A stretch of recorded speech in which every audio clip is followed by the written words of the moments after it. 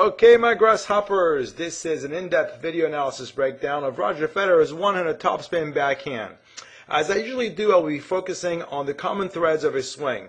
The common threads are parts of his stroke that are duplicated by all great players, and it's these common threads that you must copy in order to master a 100 topspin backhand.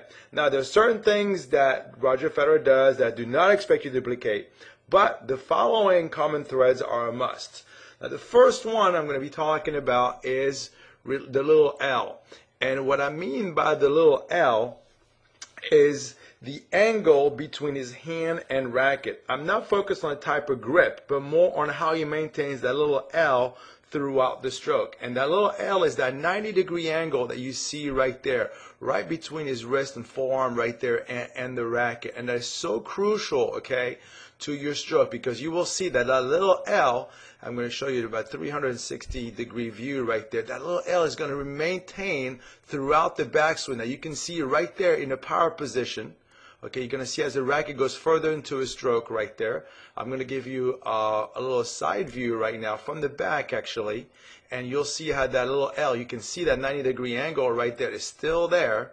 You will see up here in the power position when the racket goes right behind him, you'll see it again, and especially eye contact is going to be pretty much the most important time to have that 90-degree angle is right when he's making contact right there. So it's not so much how you hold. There's so many different one-handed backhand grips you can choose from, but you have to maintain that 90-degree angle, and you will see that that 90-degree angle remains throughout. If I'm going to move Roger back into frame right and watch how that 90-degree angle stayed throughout the stroke. So the little L is the first common thread that you must duplicate in order to have a nice, fluid, smooth 100 topspin backhand. Now, let's move on to the next common thread, and to me, it's the shoulder turn. I call it the first move in my common thread series. Is the first move that all great players make, and it's a shoulder turn, not taking your racket back, but just pretty much turning the shoulders. So watch what he does right there. That racket stays across on his body. He does not take the racket back. Give you a little side view right there. See the racket? He turns his shoulders, and the racket really hasn't left his body yet. It's still in line with his body, and that's what's so important to do. He is going to be moving for that short ball a bit, and the racket is still across from his body. So the first move on the backhand right there, watch as he's not really moving for that ball much, but even if you have to run, that racket will stay directly across from his shoulders right there. So be careful, don't fall in the trap on the first move to take your racket back. Just turn your shoulders and keep the racket across from your body.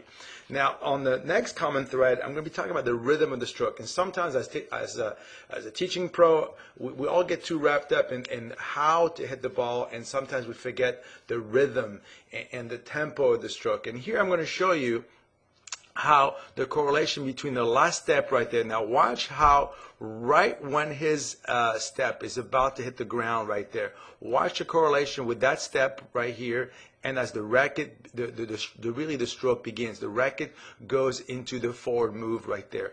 And all these are 4 different backhands. So watch as his step hits the ground right there. You see the foot is about to hit the ground, and you see the stroke begin right there. So a lot of time my students, just to really focus so much on the how and forget, hey, let's really try to sync now the feet and the stroke. Okay, so important when you're going to step, and your last step right here pretty much unleashes the stroke. Okay, now I'm going to stay here with that step, because this is a great example right here of the heel to toe weight transfer. Now the heel to toe weight transfer is really going to allow you to really bend into the shot. A lot of my students end up hitting with a toe first, the leg locks up, and then you end up kind of swinging around. You're not allowing your weight to transfer forward. So make sure that you have a nice heel to toe weight transfer, and now we'll see how he gets his front leg to bend and really to shift his weight into the shot. All right, so that's a very important part of the stroke. The next move right there is what I call the power position. Some pros have call it differently, but I call it power position. To me, the power position is where the racket is almost parallel. I will show you right here. The racket is almost parallel to this back fence. Perpendicular to this back fence and parallel to the back fence. And you'll see it right here. The racket is going to be, you see, the racket is almost pointing right back here, but yet parallel to this back fence right there. To me, that's where that racket needs to go. This is where you're going to get a lot of power. See where the racket is pointing? Almost directly right there. Okay, it is perpendicular to this to the side fence right here, and the racket is almost parallel right there at a 90-degree angle to the back fence. So that power position right there is a must.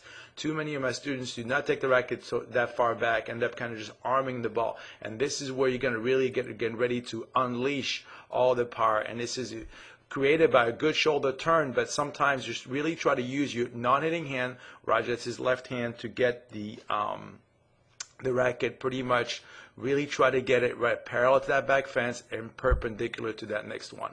Now, as I was just talking about the left hand, I want to show you how long Roger keeps the non-hitting hand on the racket. Another really common mistake, and is how my students let go of the racket too soon. And watch how the left hand is going to stay pretty much right when the racket is about the left hip right there. So give you a different view of it, especially from the back side right here. You'll get to see that left hand stays right about there, and it is now that you're going to release the left hand right before your racket is going into the point of contact. So don't be afraid to hang on to that racket a little longer.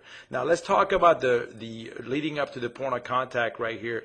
And I want to show you something, right, is how he's really leading with the butt cap of the racket into the stroke. See, it's the butt cap comes through, and then the racket head kind of lags behind a little bit, and really have to make sure that you set your racket. Look at the 90-degree angle is there, and I'm going to show you a good view right there from the front.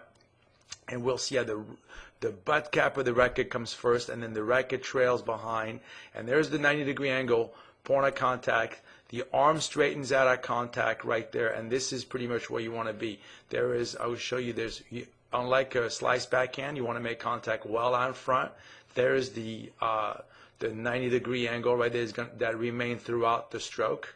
And that's so important, the 90-degree angle, and hit the ball out in front. At contact. Now he does something very, very subtle right there, and I want you to watch right now the back foot. Watch how the back foot slides in to and behind the front foot. You'll be able to see it right here as well. Very subtle, but it kind of slides in. Now, unlike a forehand where you can really uncoil and use your whole lower body, here you got to remain sideways, so you have to make sure it's very, very subtle right there, but make sure that you can drag that back foot right there into the front foot, so you can get your hips into the shot a little bit. So very subtle move, but yet a common thread that all great players do when they hit the ball. They let that foot kind of slide in right there, and I'll show you another one for another view right there. Watch how that foot is going to kind of slide very subtly right there, but it's going to slide behind. And now the follow through at the end. Now Roger kind of releases his hand a little bit. You'll see a little bit of wrist, but as I just mentioned earlier, what's so important is there it is, that 90-degree angle still reappeared at the end. So everybody can have a little different follow through. Roger really just releases the common thread on this backhand right there that a lot of the players will duplicate, will be the left hand, and you can see where the non-hitting hand is stayed back right there, right behind him. And watch here from the back view right here, you will see again the 90-degree angle. We can peek at it right there on top. You'll see it right here on top of the screen that the 90-degree angle remained throughout the stroke. All right, my grasshoppers, I know there was a lot of little subtleties that Roger Federer's, a lot of little common threads as I call them, but it is these common threads that are so important for you to duplicate if you want to really master a beautiful one-handed topspin backhand. So we're going to finish up with the stroke in slow motion from the front, right there. We're going to see it from the side right there. Good shoulder turn, right into the power position, great heel to toe, power position, point of contact, and release. All right, everybody, I hope you enjoyed this videotape analysis of Roger Federer's one-handed topspin backhand. And for more videos like this, you can check out my website at www.tennisoxygen.com. Thank you for listening.